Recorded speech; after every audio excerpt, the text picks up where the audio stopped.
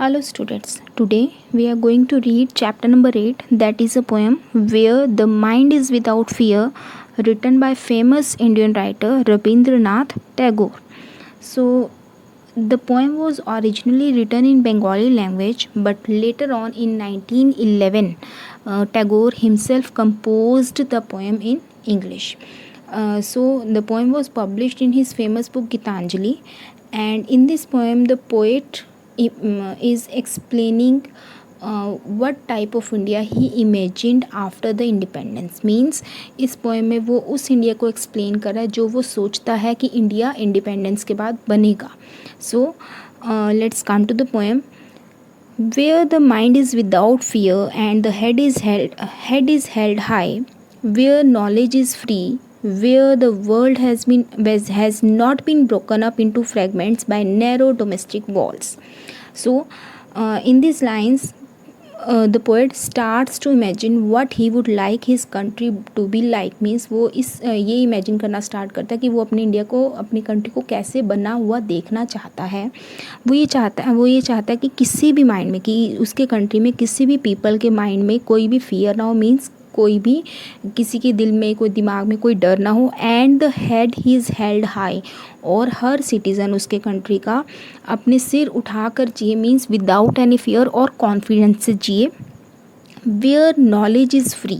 अब यहाँ पर पॉइंट ये कहना चाहता है कि जहाँ पर नॉलेज सबको अवेलेबल हो. मीन्स एजुकेशन सबको अवेलेबल हो. एजुकेशन के लिए कहीं पे भी कोई भी डिस्क्रिमिनेशन ना हो. मीन्स हर कास्ट को, हर रिलीजन के पर्सन को एजुकेशन मिले.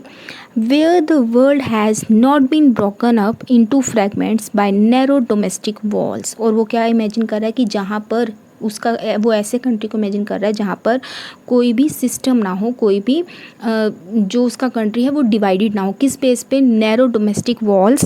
मींस कोई कम्युनिटी के बेस पर, कास्ट के बेस पर, रिलीजन के बेस पर कोई भी डिवीज़न ना हो. लोग मिलकर रहें और अपने आपस में लड़ने के बजाय they fought against their common enemy. Means वो देश के लिए लड़े, देश में रहकर ना लड़े. Where words come out from the depth of truth. यहाँ पर वो कहना चाहता है कि हर कोई person, everyone should speak the truth. हर कोई सच बोले.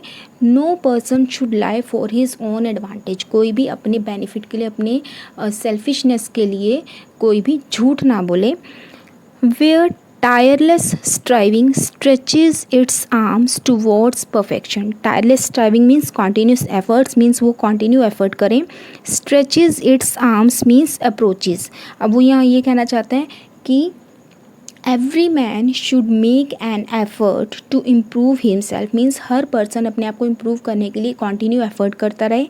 And keep trying till he reaches a stage of self perfection. और वो तब तक एफर्ट करता रहे, कोशिश करता रहे जब तक वो अपने आप को परफेक्ट नहीं बना लेता. Means toward perfection. मीन्स जब तक वो परफेक्ट नहीं बना लेता अपने आप को, तब तक वो उस चीज़ में एफर्ट करता रहे. Where the clear stream of reason has not lost its way into the dreary desert sand of dead habit. अब इन लाइन्स में पोएट क्या कह रहा है कि he imagines habit to be a desert. अब वो हैबिट को डेजर्ट से कंपेयर कर रहा है. और क्या कह रहा है? The stream of reason seems to be lost in the sand of habit. वो क्या कह रहा है कि जैसे एक रिवर डेजर्ट में जाके गुम हो जाती है, तो क्या कह रहा है कि जो लोगों का रीजनिंग पावर है वो उनकी हैबिट में जाकर गुम हो गया. Means they are following their ancestral habits. जो उनके फोर फादर्स काम करते थे, जो उनके ट्रेडिशनल कस्टम्स थे, वो उनको फॉलो कर रहे हैं. They don't think behind the logic. Means वो उन्हीं कस्टम्स को, उन्हीं रिचुअल्स को फॉलो कर रही हैं. वो ये नहीं सोचते कि कोई रिचुअल किसी के लिए हार्मफुल भी हो सकती है. वो ये नहीं सोचते कि इस रिचुअल के पीछे लॉजिक क्या है. तो क्या कह रहा है कि वो ये कहना चाहता है कि he would like the poet think that the citizens question these traditions through the application of logic. वो ये चाहता है कि वो इनके बारे में सोचें कि अगर ये हमारे रिलीजन में या हमारे इंडिया में, हमारे कंट्री में या हमारी कास्ट में कोई रिचुअल बना है, कस्टम बना है, तो उसके पीछे उसका लॉजिक क्या है। मीन्स वो सुपरस्टिशन मीन्स ब्लाइंड फेथ ना करें, हर एक चीज़ के पीछे जो लॉजिक होता है they just go through them, they just look for it. आगे है where the mind is led forward by thee into ever widening thought and action, into that heaven of freedom, my father, let my country awake।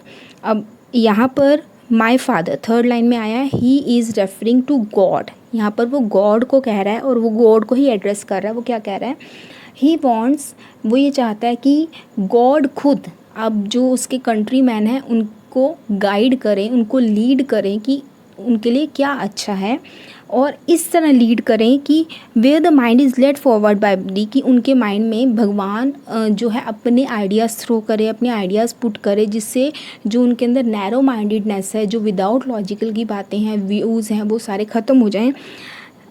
Into ever widening thought and action, और जो उनके actions हैं और जो thought हैं वो wide हो जाए, ओपन माइंडेड हो जाए। मींस जो वो काम करें वो हर एक चीज़ को सोच समझ के करें, उसके पीछे के लॉजिक को, उसके पीछे के रीज़न को समझ कर करें। Into that heaven of freedom my father let my country awake. और वो क्या कह रहा है कि अगर उसके कंट्री के लोग नैरो माइंडेडनेस को छोड़कर ओपन थिंकिंग रखेंगे, ब्रॉड थिंकिंग रखेंगे, तो क्या होगा, then India would be transformed into heaven. तो उसका जो इंडिया है वो एक स्वर्ग की तरह बन जाएगा, जहाँ पे कुछ भी नेगेटिव नहीं होगा। Where all its citizen would be truly free, जहाँ पे उसके रहने वाले जो लोग हैं, जो सिटीज़न हैं, वो रियल मीनिंग में फ्री होंगे।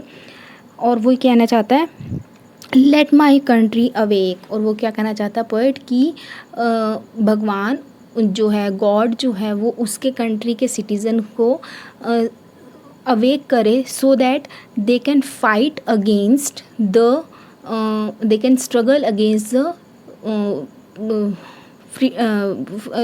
They can struggle for the freedom.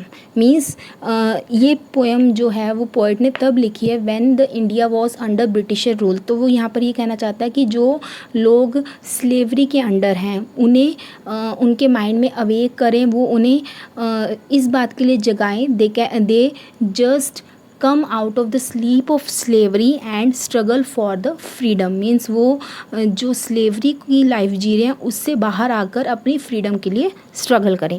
सो यहाँ पर इस पोएम में पोएट क्या इमेजिन कर रहा है कि वो एक ऐसे इंडिया को इमेजिन कर रहा है आफ्टर इंडिपेंडेंस, जहाँ पे हर कोई फ्री हो, जिसके दिल में कोई डर ना हो, एजुकेशन सबको मिले, जहाँ पे कास्ट या रिलीजन के बेस पे डिवीज़न ना हो, हर कोई मिलकर रहे, और जहाँ पर लोग पुराने सुपरस्टिशन जो बिलीव्स हैं उनको छोड़कर हर कस्टम के पीछे जो लॉजिक है उसको सोच कर उस रिलीजन को उस कस्टम को फॉलो करें।